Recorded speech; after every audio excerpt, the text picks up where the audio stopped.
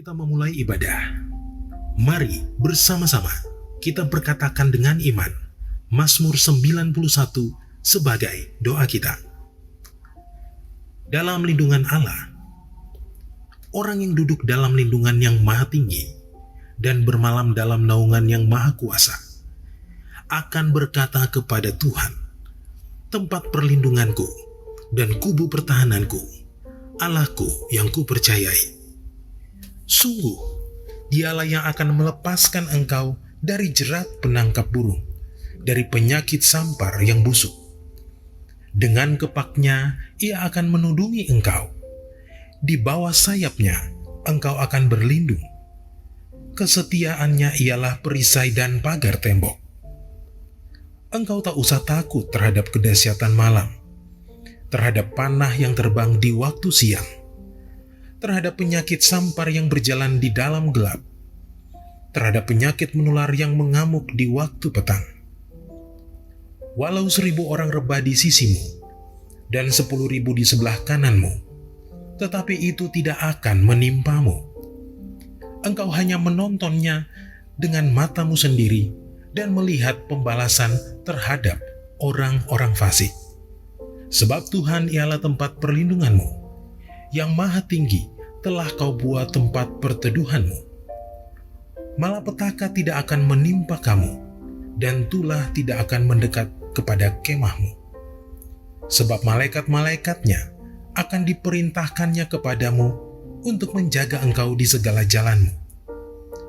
Mereka akan menatang engkau di atas tangannya, supaya kakimu jangan terantuk kepada batu. Singa dan ular tedung akan kau langkahi. Engkau akan menginjak anak singa dan ular naga. Sungguh, hatinya melekat kepadaku, maka aku akan meluputkannya. Aku akan membentenginya, sebab ia mengenal namaku. Bila ia berseru kepadaku, aku akan menjawab. Aku akan menyertai dia dalam kesesakan. Aku akan meluputkannya dan memuliakannya. Dengan panjang umur akan kukenyangkan dia, dan akan kuperlihatkan kepadanya keselamatan daripadaku.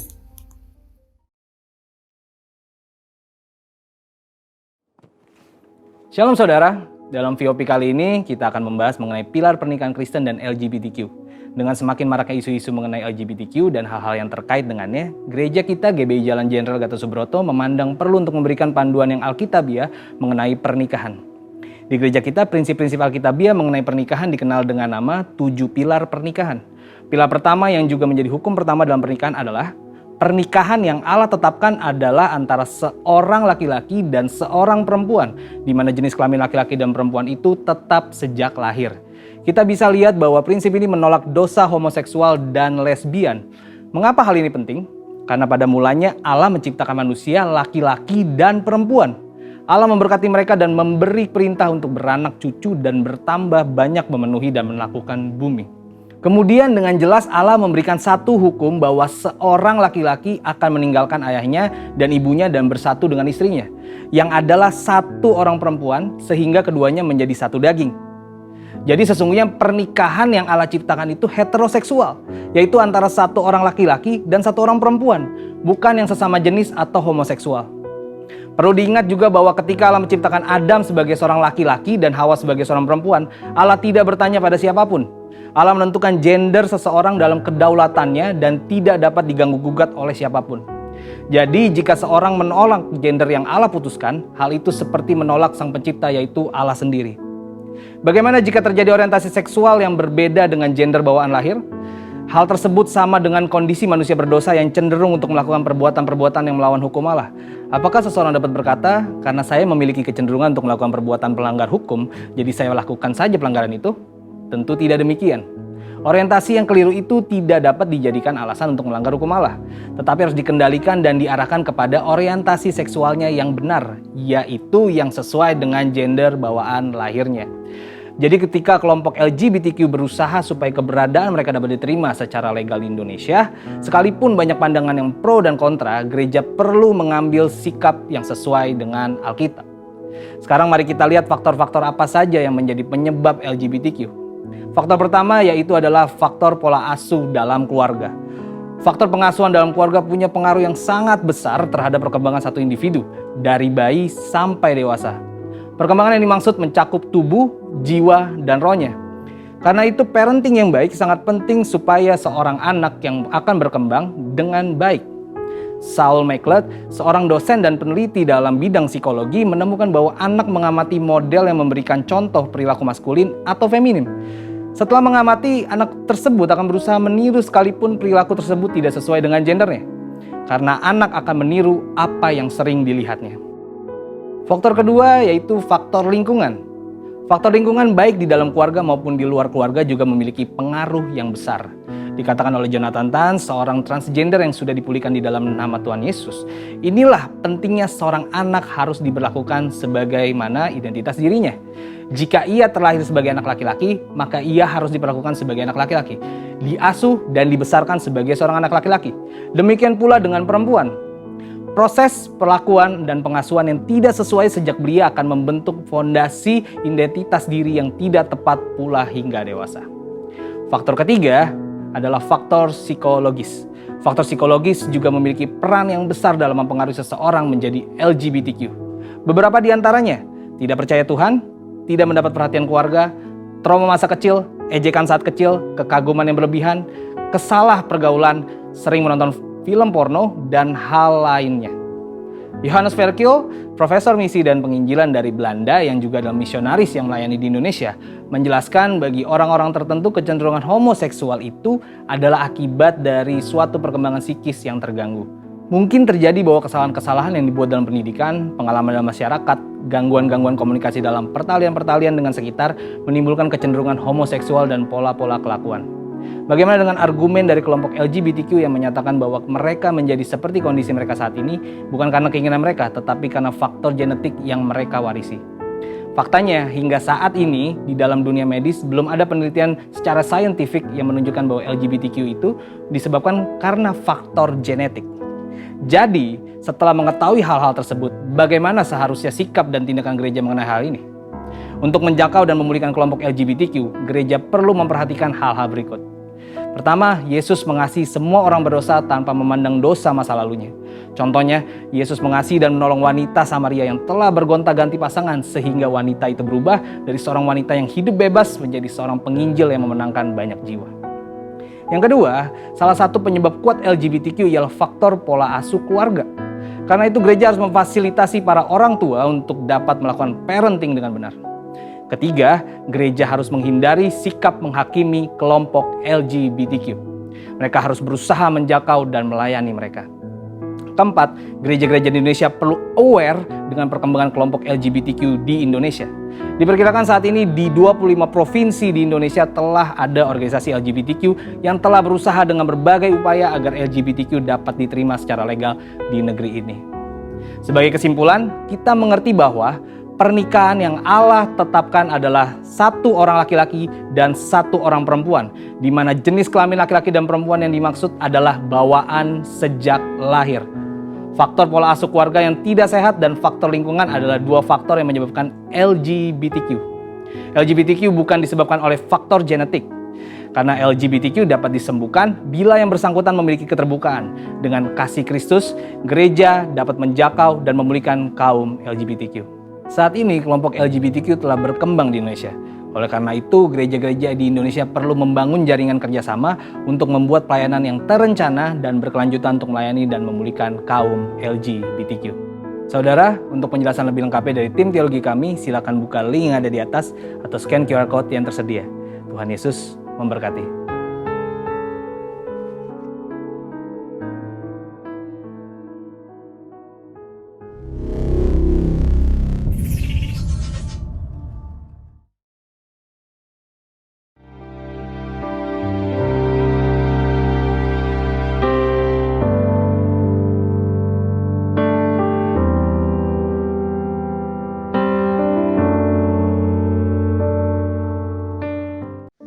Jemaat Tuhan, mari kita bersatu di dalam doa.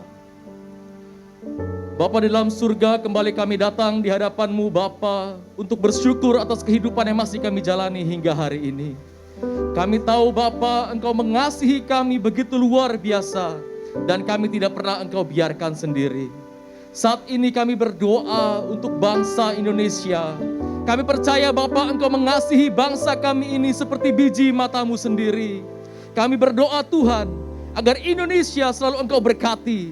Engkau berikan kedamaian, kesejahteraan, kemakmuran untuk bangsa kami ini. Kami berdoa Bapa, di tengah-tengah pandemi COVID-19 yang masih kami bangsa ini hadapi Bapa. Kami yakin Tuhan, Engkau tidak akan membiarkan bangsa kami berjuang sendirian. Kami berdoa Bapa, kiranya belas kasihan-Mu tercurah bagi bangsa ini. Lepaskanlah kami dari pandemi COVID-19, juga dari resesi ekonomi Tuhan. Di dalam nama Tuhan Yesus, COVID-19 dan krisis ekonomi, diam dan tenanglah. Kami juga berdoa untuk para pemimpin bangsa kami, dari presiden, wakil presiden, para menteri, kepala daerah, aparatur pemerintah pusat dan daerah, sipil dan militer. Kami serahkan semuanya ke dalam tangan-Mu. Kiranya Engkau berikan roh yang takut akan Tuhan, sehingga mereka bisa memimpin bangsa ini sesuai dengan apa yang Engkau kehendaki. Kami berdoa juga Tuhan untuk pencurahan Roh Kudus pada era Pentakosta ketiga ini. Roh Kudus tercurah secara dahsyat di tengah-tengah kami, sehingga terjadi penuaian jiwa yang terbesar dan yang terakhir sebelum Tuhan Yesus datang kali yang kedua. Kami berdoa kiranya Engkau membangkitkan gereja-Mu, jemaat-Mu, dan kami juga percaya generasi Yeremia bangkit. Engkau yang berikan hati yang baru pada generasi Yeremia untuk menjadi saksi-Mu yang dahsyat, hidup kudus dan tidak kompromi kepada dosa. Oh, kami saat ini juga bersehati untuk mendoakan para pemimpin gereja rohani kami Tuhan. Kami berdoa untuk gembala sidang kami, Bapak Dr. Insinyur Nika Nyoto Raharjo, beserta keempat wakilnya. Kami berdoa kiranya tangan Tuhan yang menjagai mereka dimanapun mereka berada, supaya melalui mereka nama Tuhan dipermuliakan. Engkau sendiri yang memimpin mereka untuk mendapatkan visi dan misi yang sesuai dengan tuntunan-Mu, dan membawa gereja Tuhan semakin berkembang, menjangkau banyak jiwa untuk kemuliaan-Mu. Kami juga berdoa bagi Karayon 1G, Bapak Pendeta Dr. Johannes Raja Guguk, beserta juga wakilnya Pak Sabto Edi Raharjo. Kami berdoa Tuhan, kiranya berkat-Mu, penyertaan-Mu, hikmat-Mu turun atas pemimpin rohani kami, sehingga melalui beliau gereja-gereja Tuhan di bawah naungan Rayon 1G senantiasa berkenan di hadapan-Mu, menjadi berkat bagi sekitarnya dimanapun gereja Tuhan berdiri. Bapa berkati dan jagai anak istri beserta keluarga besarnya, agar dimanapun mereka berada, mereka menjadi berkat bagi orang lain. Begitu juga untuk semua gembala cabang, gembala ranting, gembala-gembala kul, dan semua pemimpin rohani kami. Kiranya Engkau terus berikan kekuatan, semangat yang baru setiap hari, agar pencurahan Roh Kudus pada era Pentakosta ketiga ini terjadi di dalam nama Tuhan Yesus. Kami berdoa juga bagi para jemaat, khususnya di Rayon 1G. Kiranya para jemaat-Mu ini semakin hari semakin on fire kepadamu, semakin bergairah kepadamu, semakin bangkit dan tidak ada yang mundur, selalu dalam lindungan Allah. Dan jemaat-Mu memiliki kerinduan untuk menyelesaikan amanat agung-Mu. Kami berdoa bagi siapapun yang menyaksikan ibadah online ini, kiranya lawatan-Mu terjadi di rumah-rumah, hadirat-Mu menjamah mereka semua. Mereka yang saat ini sakit, Engkau jamah sembuhkan. Yang berbeban berat, Engkau angkat bebannya. Yang terikat, Engkau lepaskan. Yang putus asa, Engkau berikan harapan yang baru. Di dalam nama Tuhan Yesus. Setiap jiwa juga yang menyaksikan ibadah online ini, yang belum lahir baru saat ini, Engkau jamah mereka untuk menerima Tuhan Yesus secara pribadi. Terima kasih Tuhan. Hanya di dalam nama Tuhan Yesus Kristus kami alaskan doa-doa kami ini. Haleluya. Amin. Shalom Bapak Ibu Saudara yang dikasih Tuhan. Mari biar setiap kita saat ini kita mau memuji menyembah Tuhan. Haleluya.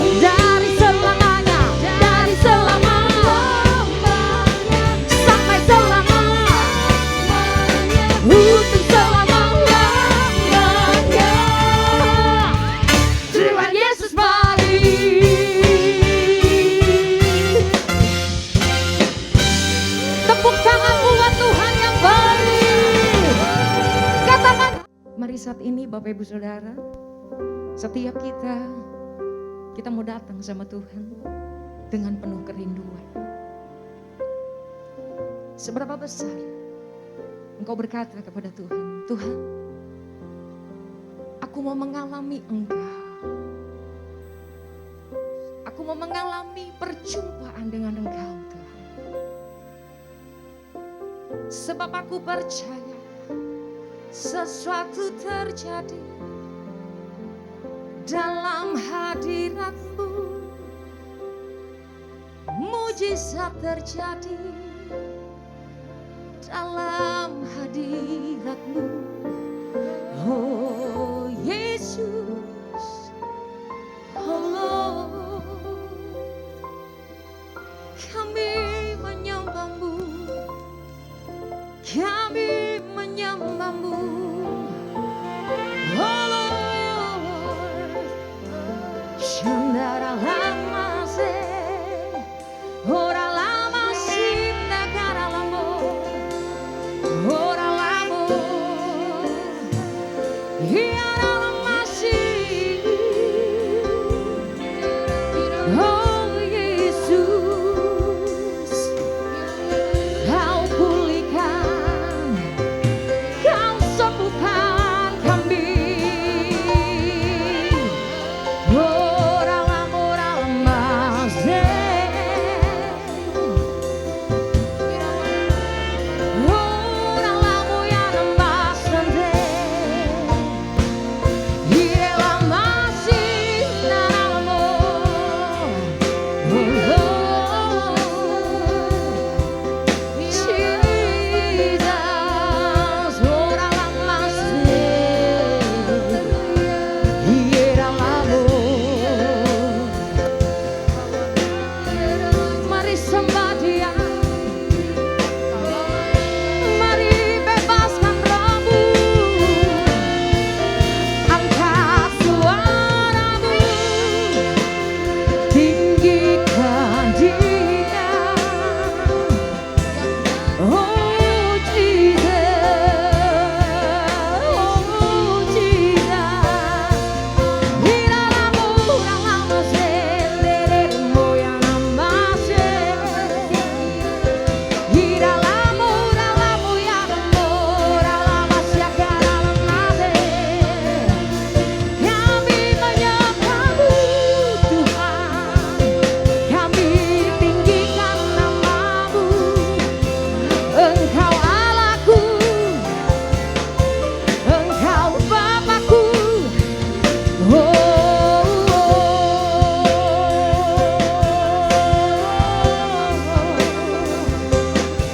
Jesus, orang lama se, iya namamu orang lama sade, iya namamu ya nama se, orang namamu ya nama se, orang namamu ya nama se. Penuhi kami Tuhan dengan hadirat-Mu, penuhi kami Bapa dengan kasih-Mu. Oh Yesus, hiera lama se, ora lama sianda cara lama se, hiera lama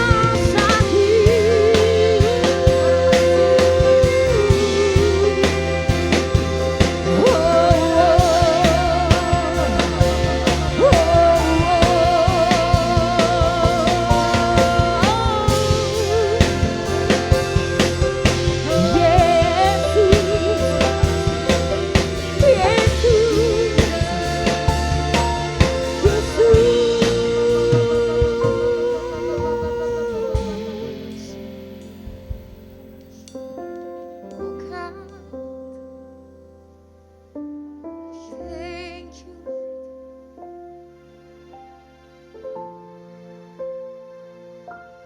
Tiada yang seperti Engkau, kuasa-Mu mengubah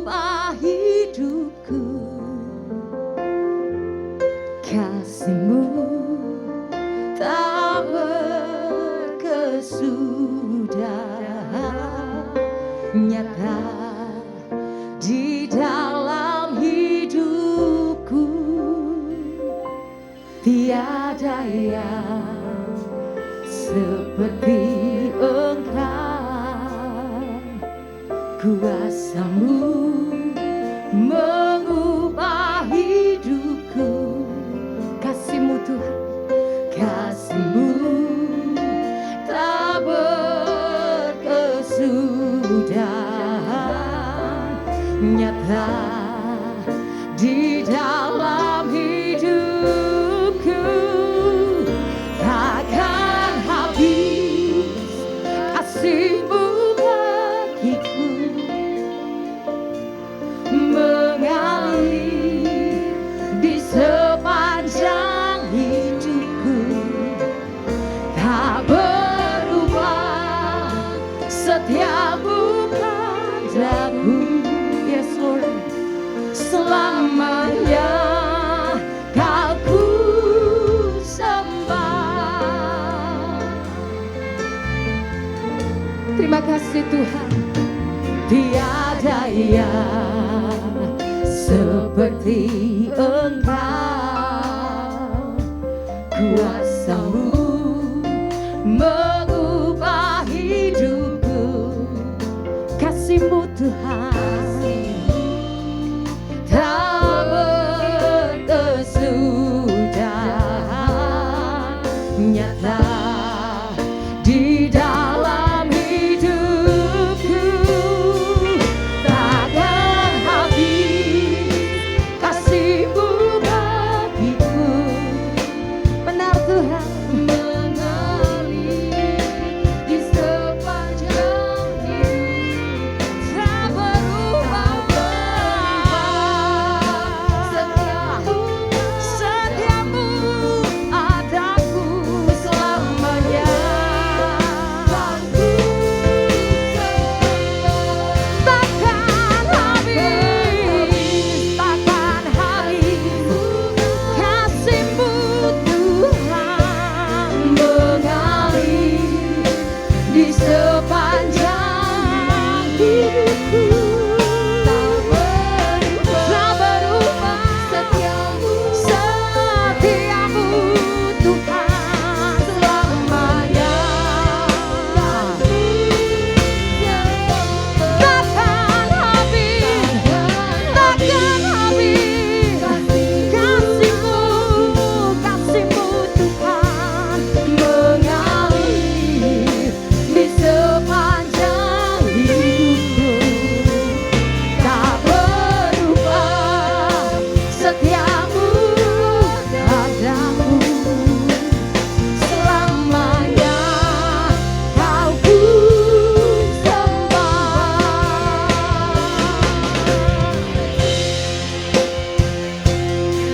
Kami berterima kasih buat segalanya Tuhan. Hari demi hari, bulan demi bulan, tahun demi tahun, Tuhan pelihara hidup kami. Dan kami melihat kasih-Mu begitu besar, penyertaan-Mu yang sangat sempurna dalam hidup kami Tuhan. Oh we thank you Lord, oh we thank you Jesus.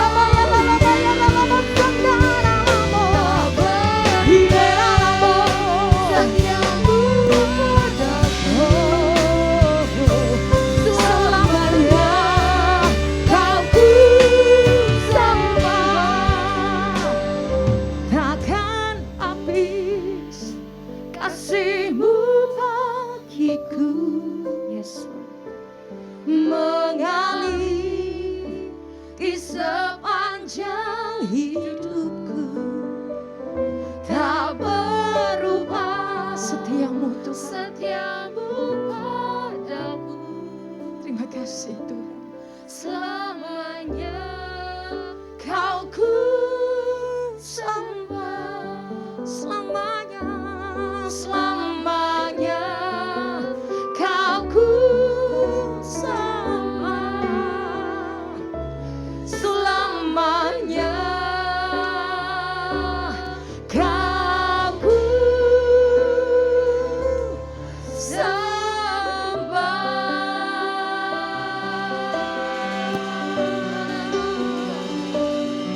sampai selamanya kami menyembah-Mu. Oh Yesus Tuhan, kami memuji-Mu. Haleluya, haleluya, haleluya, haleluya.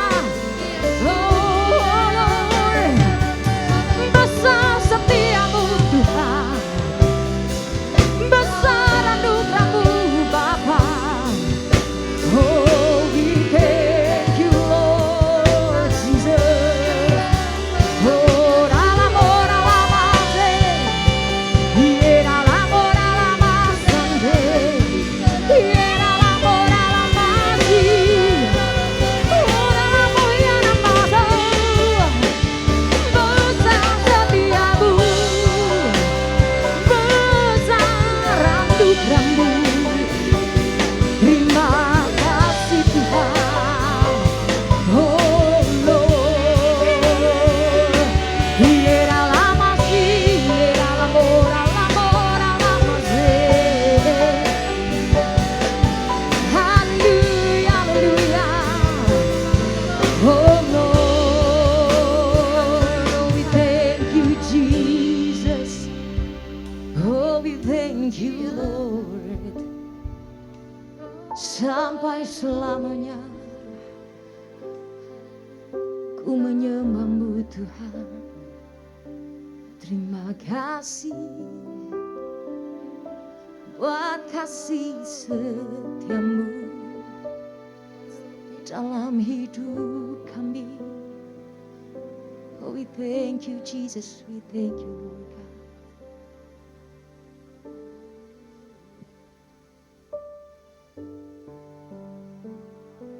Terima kasih Tuhan. Bawa kami lebih dalam lagi Tuhan,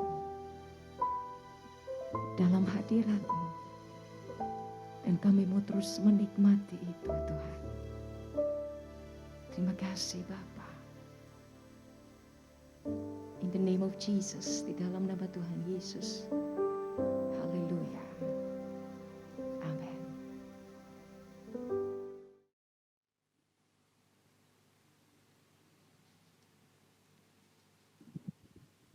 Puji nama Tuhan, Shalom Bapak Ibu Saudara terkasih dalam Tuhan Yesus Kristus. Kita percaya hari-hari ini adalah hari-hari yang luar biasa di dalam Tuhan. Katakan amin. Kita bersyukur hari ini kita boleh bersama-sama beribadah kembali meskipun kita harus berdampingan dengan Corona, Bapak Ibu Saudara ya, COVID-19 dengan segala varian yang ada. Tapi kita percaya orang yang duduk dalam lindungan yang maha tinggi dan bermalam dalam naungan yang maha kuasa, Tuhan Yesus menyertai setiap kita. Amin. Baik, hari ini kita akan belajar sedikit tentang kebenaran firman Tuhan. Namun sebelum itu saya mau ajak Bapak Ibu Saudara kita semua, mari kita tundukkan kepala, kita berdoa di hadapan Tuhan. Kami bersyukur untuk kasih setia Tuhan yang nyata di tengah-tengah kami hari-hari ini. Terima kasih Tuhan membawa kami dalam satu dimensi yang baru. Tuhan membawa kami dalam bulan yang baru, rahmat yang baru setiap hari. Terima kasih untuk kasih setia Tuhan yang tidak pernah terlambat buat setiap kami. Kami tahu Engkau menyertai kami, Immanuel ya Tuhan, atas hidup setiap kami. Dan kami juga bersyukur hari ini kami boleh bersama-sama beribadah kembali meskipun dalam kondisi yang terbatas, tapi kami percaya kuasa Tuhan tidak terbatas oleh setiap kami. Kami percaya Engkau hadir dalam setiap rumah kami, tempat di mana kami beribadah hari ini Tuhan. Biarlah kuasa Tuhan dinyatakan, mujizat-Mu terjadi. Karena kami percaya waktu Engkau hadir dalam hidup kami, perkara-perkara yang dahsyat dan luar biasa pasti terjadi buat kami. Terima kasih Tuhan, pimpin setiap kami, hati kami, pikiran kami, supaya siap untuk terima firman Tuhan dan boleh melakukan apa yang menjadi kehendak Tuhan, sehingga kami semua menyenangkan hati-Mu. Tuhan, ini kami mau mendengar isi hati-Mu, pakai hamba-Mu untuk boleh menjadi berkat buat semua kami yang mendengar isi hati Tuhan, dan juga buat hamba-Mu secara pribadi, karena kami percaya Tuhan berperkara di tengah-tengah kami. Tuhan, ini kami rindu mendengar isi hati-Mu. Di dalam nama Tuhan Yesus Kristus kami berdoa dan mengucap syukur. Mari setiap kita yang percaya sama-sama kita katakan amin. Baik Bapak Ibu Saudara, kalau Bapak Ibu Saudara suka dengan judul firman Tuhan, maka saya akan kasih judul firman Tuhan hari ini adalah mujizat di dalam pengharapan. Puji Tuhan, haleluya. Bapak Ibu Saudara yang terkasih dalam Tuhan Yesus, kita percaya ini awal tahun yang baru, katakan amin. Dan kita percaya bahwa setiap kali kita akan masuk di tahun yang baru, begitu saudara ya, kita punya harapan, kita punya kerinduan, kita punya doa yang kita mau naikkan kepada Tuhan Yesus dalam doa-doa pribadi kita, supaya tahun depan, begitu kira-kira, apa yang kita rindukan boleh terjadi dalam kehidupan kita. Betul saudara ya? Jadi ketika pergantian tahun kita sama-sama berdoa. Mau berdoa secara pribadi bersama dengan keluarga atau bersama siapapun. Kita berdoa supaya tahun depan doa kita tahun depan pasti semakin baik, kan gitu saudara ya. Kita punya harapan yang kita naikkan kepada Tuhan. Dan saya percaya waktu ada harapan dalam setiap kehidupan kita berjalan dengan iman, perkara-perkara yang dahsyat pasti terjadi. Katakan amin. Dan hari ini kita akan sedikit belajar dari kebenaran firman Tuhan. Mari kita buka Alkitab kita dalam kitab Matius pasal yang ke-8 ayat 1 sampai dengan 4. Sekali lagi Matius pasal yang ke-8 ayat 1 sampai dengan ayat yang ke-4. Dan saya akan bacakan buat Bapak Ibu Saudara semua. Perikopnya berkata, Yesus menyembuhkan seorang yang sakit kusta. Setelah Yesus turun dari bukit, orang banyak berbondong-bondong mengikuti dia. Maka datanglah seorang yang sakit kusta kepadanya, lalu sujud menyembah dia dan berkata, Tuhan, jika Tuhan mau, Tuhan dapat mentahirkan aku. Lalu Yesus mengulurkan tangannya menjamah orang itu dan berkata, aku mau, jadilah engkau tahir. Seketika itu juga tahirlah orang itu daripada kustanya. Lalu Yesus berkata kepadanya, ingatlah, jangan engkau memberitahukan hal ini kepada siapapun, tetapi pergilah, perlihatkanlah dirimu kepada imam, dan persembahkanlah persembahan yang diperintahkan Musa sebagai bukti bagi mereka. Katakan amin. Nah Bapak Ibu Saudara, dalam ayat ini kita menemukan seorang yang sakit kusta berharap untuk sembuh. Dan kita percaya firman Tuhan tidak katakan berapa lama dia mengalami sakit kusta. Cuman yang saya tahu pasti penyakit kusta adalah penyakit yang sulit untuk disembuhkan. Dan pasti mengalami begitu banyak goncangan, begitu banyak mengalami kesulitan dalam kehidupannya, mengalami penderitaan yang luar biasa. Tapi ada satu harapan yang tidak pernah hilang dari seorang yang sakit kusta ini, yaitu kesembuhan dari penyakitnya, Bapak Ibu Saudara. Ya, tidak ada yang diinginkan daripada kehidupan daripada seorang kusta ini selain daripada pemulihan. Ya, Bapak Ibu Saudara, seorang kusta ini kehidupannya sungguh sangat menderita. Nah kalau Bapak Ibu Saudara baca di dalam kitab Imamat pasal 13 ayat 45 sampai dengan ayat 46, Bapak Ibu Saudara akan temukan di sana bahwa ada beberapa hal yang dilakukan oleh orang yang mengalami sakit kusta. Yang pertama adalah orang kusta dinyatakan najis oleh imam. Kemudian yang kedua, orang kusta harus berpakaian yang cabik-cabik. Pakaiannya harus dirobek-robek saudara. Dan yang ketiga adalah rambutnya harus diurai. Yang keempat, orang yang sakit kusta waktu dia bertemu dengan orang lain dia harus berkata, ya waktu dia papasan dengan orang lain dia harus ngomong gini, najis, najis, najis gitu saudara ya. Kemudian yang terakhir adalah orang kusta itu harus tinggal terasing.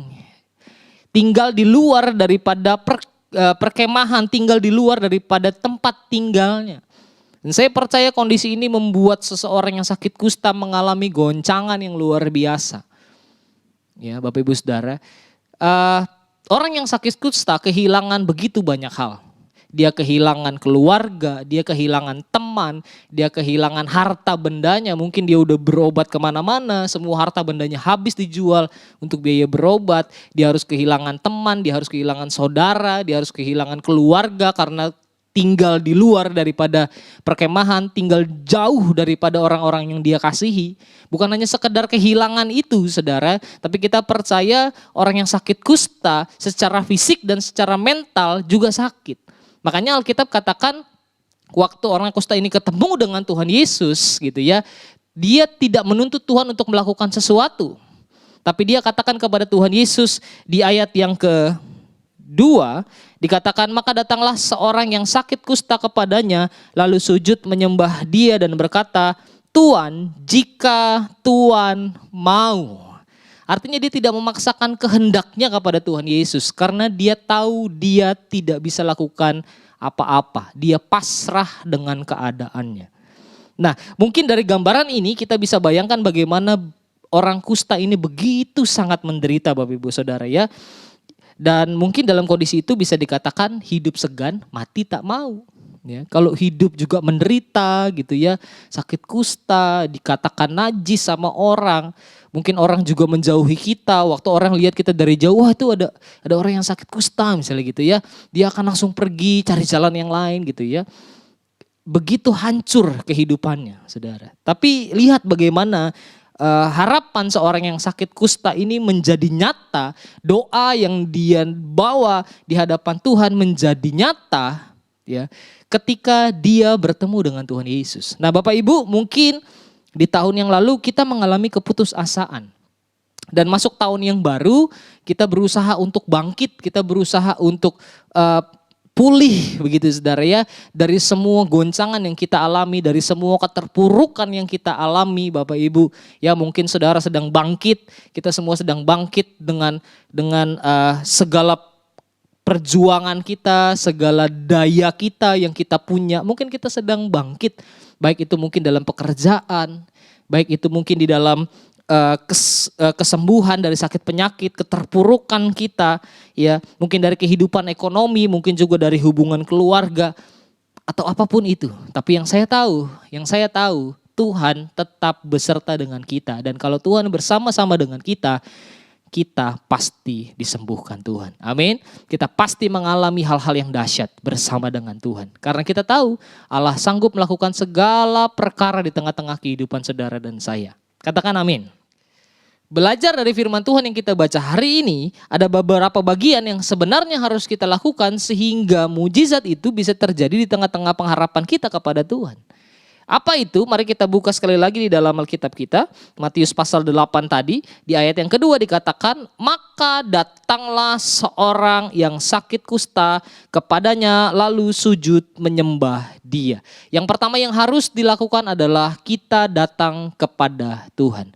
Ada banyak orang di luar sana yang ketika ngalamin goncangan berusaha untuk bangkit dari keterpurukan mereka mengandalkan orang lain, mendekat kepada yang lain, bukan mendekat kepada Tuhan. Sehingga apapun yang mereka lakukan tetap menjadi sia-sia. Nah, Alkitab katakan kepada kita hari ini, kita harus datang kepada Tuhan. Waktu kita datang kepada Tuhan, kita mendekat kepada Tuhan, maka kita akan kenal sama Tuhan. Kita akan kenal suaranya, kita akan kenal pribadinya, kita akan kenal mujizatnya Bapak Ibu Saudara. Dan waktu kita datang menyembah Tuhan, di dalam pengenalan kita kepada Tuhan, yang akan terjadi adalah mujizat demi mujizat dinyatakan dalam hidup kita. Karena kita percaya waktu kita punya hubungan yang baik dengan Tuhan. Waktu kita punya hubungan yang spesial dengan Tuhan, begitu saudara, karena kita dekat sama Tuhan, kita percaya bahkan apapun yang belum kita pikirkan, Tuhan sudah pikirkan untuk memberkati setiap saudara dan saya, katakan amin. Nah, siklusnya adalah gini saudara, kita datang dulu sama Tuhan, baru kita bisa kenal Tuhan dan baru setelah itu melekat. Waktu kita datang, kita kenal pribadinya, kita kenal suaranya, kita kenal mujizatnya, baru kita bisa melekat sama Tuhan. Ya enggak saudara? Sama seperti kalau kita punya sahabat saudara. Ya, kita datang kenalan gitu ya, kemudian kita dekat, kita kenalan, kemudian kita tahu pribadinya satu dengan yang lain, tahu hobinya, tahu makanan kesukaannya, ya, tahu rumahnya di mana, kenal sama keluarganya, maka kita akan semakin dekat dan pada akhirnya kita akan menjadi sahabat yang baik, sahabat yang karib. Demikian juga kita dengan Tuhan. Waktu kita mendekat kepada Tuhan, kita kenal Tuhan. Sehingga ketika intimidasi itu datang, kita nggak akan pernah ragu untuk tetap percaya sama Tuhan. Karena yang kita mau dengar bukan intimidasi dari luar, bukan suara-suara yang dari luar yang mempengaruhi pikiran kita dan tindakan kita. Tapi yang mau kita dengar adalah suara Tuhan. Dan waktu kita dengar suara Tuhan, kita bisa melangkah dalam ketetapan firman Tuhan dan janjinya pasti digenapi. Mujizat pasti terjadi. Katakan amin. Dalam kitab Mazmur pasal ke-91 ayat yang ke-14 dikatakan begini. Sungguh hatinya melekat kepadaku, maka aku akan meluputkannya. Aku akan membentenginya sebab ia mengenal namaku. Nah, pada waktu orang kusta itu datang sama Tuhan Yesus, Bapak Ibu, semua orang yang mengikuti Tuhan, kalau Bapak Ibu Saudara baca di ayat yang pertama gitu ya.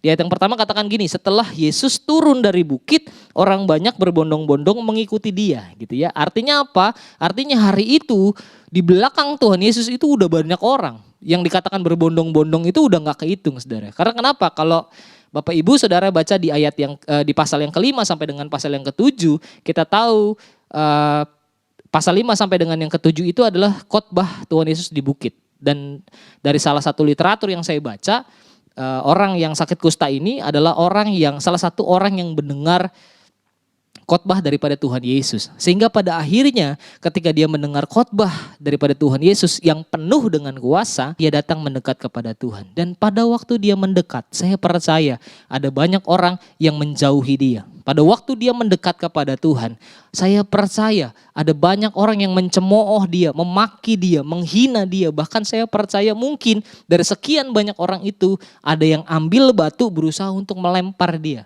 Tapi ingat baik-baik Mazmur 91 ayat yang ke-14 katakan gini. Sungguh hatinya melekat kepadaku, maka aku akan meluputkannya, aku akan membentenginya sebab ia mengenal namaku. Sehingga waktu dia datang kepada Tuhan, waktu kita datang kepada Tuhan, kita kenal siapa Tuhan yang kita sembah, kita kenal pribadinya. Dialah yang akan membentengi kita. Dialah yang akan menyertai, menjagai kita dari segala hal yang akan terjadi kepada setiap kita. Dan dialah yang akan memulihkan kehidupan saudara dan saya. Jadi untuk bisa mujizat itu terjadi dalam pengharapan Bapak Ibu Saudara, yang pertama adalah mari datang mendekat kepada Tuhan. Kalau mungkin hari-hari ini Bapak Ibu Saudara udah mulai gak baca Alkitab. Kalau mungkin hari-hari ini Bapak Ibu Saudara berdoa hanya sekedar berdoa saja. Hanya sekedar doa rutin Saudara. Hari ini saya mau ajak Bapak Ibu Saudara, yuk kembali mendekat sama Tuhan. Gak ada ruginya Bapak Ibu Saudara. Karena kita tahu semua yang kita punya, semua yang kita lakukan, semua yang terjadi dalam hidup kita, semua karena Tuhan baik atas kita. Kita gak bisa lakukan apa-apa di luar Tuhan. Kita butuh Tuhan dalam hidup ini. Katakan amin. Yang kedua, apa yang harus kita lakukan sehingga mujizat itu bisa terjadi di tengah-tengah pengharapan? Yang kedua, kita baca di ayat yang ketiga. Di ayat yang ketiga dikatakan begini. Lalu Yesus mengulurkan tangannya menjamah orang itu dan berkata, aku mau, jadilah engkau tahir. Seketika itu juga tahirlah orang itu daripada kustanya. Yang kedua, kalau tadi yang pertama kita datang mendekat kepada Tuhan. Yang kedua yang harus kita lakukan adalah tetap percaya kepada Tuhan. Ya, tetap percaya kepada Tuhan. Orang kusta itu datang sama Tuhan. Dia minta Tuhan untuk sembuhin dia. Dan pada waktu Tuhan berkata, iya aku mau, jadilah engkau tahir, kata Tuhan gitu ya. Nah, dia tidak menolak segala sesuatu yang Tuhan lakukan terhadap dirinya. Orang kusta itu membebaskan Tuhan Yesus untuk melakukan apapun pada dirinya hari itu. Ya, dan orang kusta itu tidak menolaknya sama sekali. Terserah Tuhan mau buat seperti apa. Yang penting aku sembuh. Yang penting aku terima mujizat gitu kira-kira saudara ya. Dan dia hanya mengikuti apa yang Tuhan mau lakukan dalam dirinya. Dia melepaskan semua bebannya dan menyerahkannya kepada Tuhan, sehingga Tuhan bertindak dengan luar biasa. Bapak Ibu Saudara, banyak orang di luar sana yang berdoa kepada Tuhan gini, Tuhan tolong aku, angkat bebanku, ya, bantu aku selesaikan masalahku gitu ya. Udah doa sih sama Tuhan, tapi tidak menyerahkan beban hidup yang ada di dalam hidupnya kepada Tuhan. Dia masih tetap pegangin masalahnya gitu saudara ya.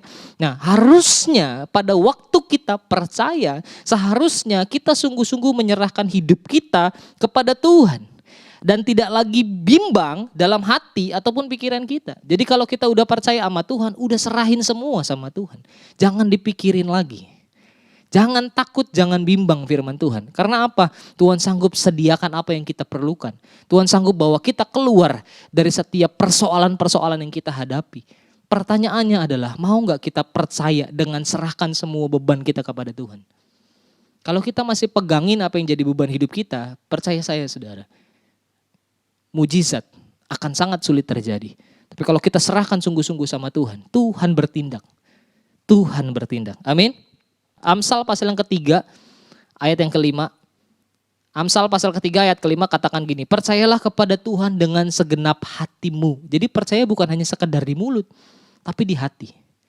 Percayalah kepada Tuhan dengan segenap hatimu dan jangan bersandar kepada pengertianmu sendiri. Firman Tuhan. Jadi waktu kita percaya, lepaskan semuanya, serahkan sama Tuhan. Dan kita percaya Tuhan pasti bertindak. Karena apa? Karena kita sudah mendekat, kita kenal Tuhan, kita percaya, kita bangun hubungan dengan Tuhan. Punya hubungan yang baik dengan Tuhan. Waktu kita serahkan hidup kita sama Tuhan, Dia yang punya hidup kita. Dia tahu yang terbaik atas hidup saudara dan saya. Mujizat pasti terjadi. Katakan amin. Tuhan sangat ingin tolong kita Bapak Ibu. Tuhan sangat ingin tolong kita. Karena kita ini adalah milik kepunyaannya. Tuhan yang ciptakan kita, Tuhan yang jadikan kita, Tuhan yang pelihara hidup kita, Tuhan yang kasih anugerah dalam hidup kita. Tuhan sangat ingin menolong setiap saudara dan saya. Ya, jadi jangan biarkan apa yang ada di pikiran kita menghalangi kuasa Tuhan bekerja dalam kehidupan saudara dan saya. Tapi izinkan kuasa Tuhan itu bekerja, tapi izinkan Tuhan ambil alih hidup setiap kita sehingga rancangan yang terbaik yang Tuhan punya dalam kita terjadi, saudara. Katakan amin, saudara. Ya, ada satu ilustrasi yang mungkin Bapak Ibu Saudara udah pernah dengar tentang monyet dan kacang kegemarannya gitu ya. Nah satu kali seorang pemburu-pemburu di Afrika itu kalau mau nangkap seekor monyet itu mereka harus sediakan dua benda. Yang pertama adalah toples gitu ya. Kemudian yang kedua adalah kacang. Kita tahu monyet suka dengan kacang begitu ya. Jadi toples itu dia akan timbun di dalam tanah. Tetapi leher daripada toples itu tidak tertimbun dengan tanah. Jadi kalau ditimbun di dalam tanah hanya lehernya saja yang muncul di permukaan tanah begitu ya. Kemudian di dalamnya ditaruhin kacang. Nah, dia tunggu sehari semalam ya, tunggu sampai besokannya. Nah, kebanyakan daripada binatang-binatang ini ya monyet ini mereka akan lihat ada kacang di dalam toples dan mereka akan turun. Ketika mereka turun, mereka akan mengulurkan tangannya, memasukkan tangannya ke dalam toples itu dan memegang kacang, mengambil kacang yang ada di dalam toples itu. Dan kemudian ketika dia memegang kacang itu, dia akan mencoba untuk mengeluarkan tangannya dari dalam toples. Tetapi begitu dia mencoba untuk mengeluarkan tangannya tersangkut di tutup toplesnya, gitu ya. Jadi kalau kita masukin tangan kita, gitu ya, kalau ke dalam toples, maka kadangkala toples itu nggak bisa, tangan kita nggak bisa keluar dari toples itu, Bapak Ibu. Kecuali kita harus melepaskan sesuatu yang kita pegang dan kemudian mengeluarkan tangan kita, itu baru bisa. Nah demikian juga ketika monyet itu mencoba untuk mengambil kacang, kemudian dia ambil dan dia mencoba untuk mengeluarkannya, tangannya kan tergenggam. Dan begitu dia coba tarik, dia nggak bisa keluarin tangannya, gitu. Dan dia akan tetap memegang kacang itu sampai dia bisa melepaskan tangannya. Nah besok harinya para pemburu monyet ini hanya tinggal datang ke tempat di mana dia memasang perangkap dan kemudian menangkap monyet itu dengan sangat mudah. Seandainya monyet itu melepaskan kacang yang dia pegang dan kemudian mengeluarkan tangannya, dia akan sangat mudah mengeluarkan tangannya dan bebas dari jerat itu. Sama seperti ilustrasi ini, di mana kita harus melepaskan apa yang menjadi beban hidup kita dan menyerahkannya kepada Tuhan. Jangan dipegang lagi. Karena kalau kita masih pegang beban itu, mujizat akan sangat sulit terjadi. Waktu kita lepaskan dan kita serahkan kepada Tuhan, maka Tuhan yang akan buat jalan keluar di tengah-tengah hidup saudara dan saya. Katakan amin. Mujizat terjadi dalam hidup saudara. Itu yang kedua. Kemudian yang ketiga. Yang ketiga, mari kita buka di dalam ayat yang keempat. Ayat yang keempat dikatakan, lalu Yesus berkata kepadanya, ingatlah jangan engkau memberitahukan hal ini kepada siapapun, tetapi pergilah, perlihatkanlah dirimu kepada imam dan persembahkanlah persembahan yang diperintahkan Musa sebagai bukti bagi mereka. Yang ketiga, yang pertama setelah kita mendekat kepada Tuhan. Yang kedua, kita percaya kepada Tuhan. Yang ketiga adalah mari jadikan hidup kita sebagai kesaksian bagi banyak orang. Ya, Bapak Ibu Saudara, baik dalam proses waktu kita bangkit dari keterpurukan kita ataupun pada waktu kita mengalami mujizat, kita harus tetap menjadi saksi kebaikan Tuhan. Ya, waktu kita ada dalam proses gitu ya, sedang dibentuk oleh Tuhan, sedang berusaha untuk bangkit.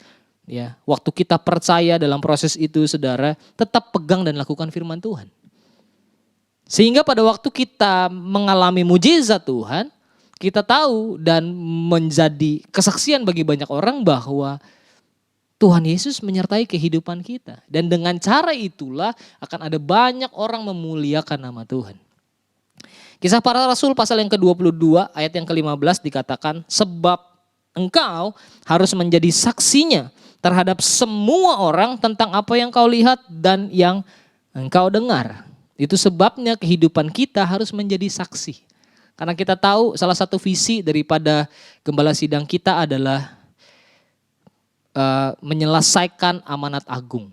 Dan lewat kesaksian kita adalah salah satu cara untuk membawa banyak orang kenal Tuhan. Karena hidup kita harus jadi saksinya Tuhan. Selesaikan amanat agung lewat ini, saudara. Jadikan hidup kita bukan beban buat orang lain. Jadikan hidup kita bukan masalah buat orang lain, tapi jadikan hidup kita berkat buat orang lain. Jadikan hidup kita kesaksian buat banyak orang. Sehingga waktu kita ada di tengah-tengah banyak orang, orang gak akan bilang ini, dia lagi.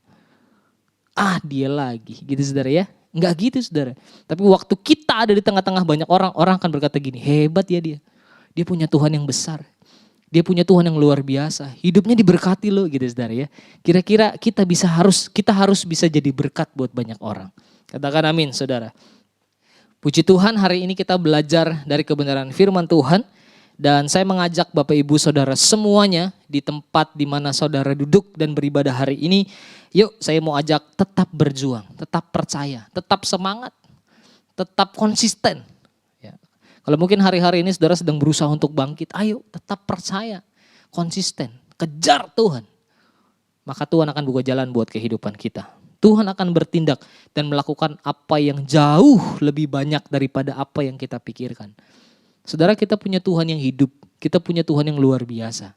Jadi jangan takut, jangan bimbang. 2022, saudara pasti ngalami mujizat. Katakan amin.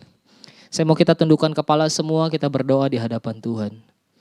Kami bersyukur di hadapan-Mu ya Tuhan, untuk semua yang kami boleh alami di tahun yang lama, dan kami percayakan hidup kami di tahun yang baru untuk melewati semua proses yang kami alami. Kami tahu pasti rancangan-Mu dahsyat dalam kami Tuhan.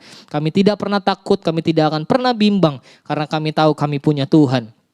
Kami punya Allah yang besar, sanggup lakukan banyak perkara. Tuhan, hamba-Mu berdoa untuk semua umat-Mu yang hari-hari ini mungkin berusaha untuk bangkit. Apapun yang menjadi kerinduan mereka tentang pekerjaan, tentang keluarga, tentang apapun itu Tuhan. Aku berdoa hari ini, buat mujizat-Mu. Buat mujizat-Mu. Yang sakit disembuhkan, yang lemah dikuatkan, yang terikat dilepaskan. Mereka yang butuh pengharapan baru, buat mujizat dalam hidup mereka Tuhan. Karena kami percaya Tuhan Engkau mengasihi umat-Mu.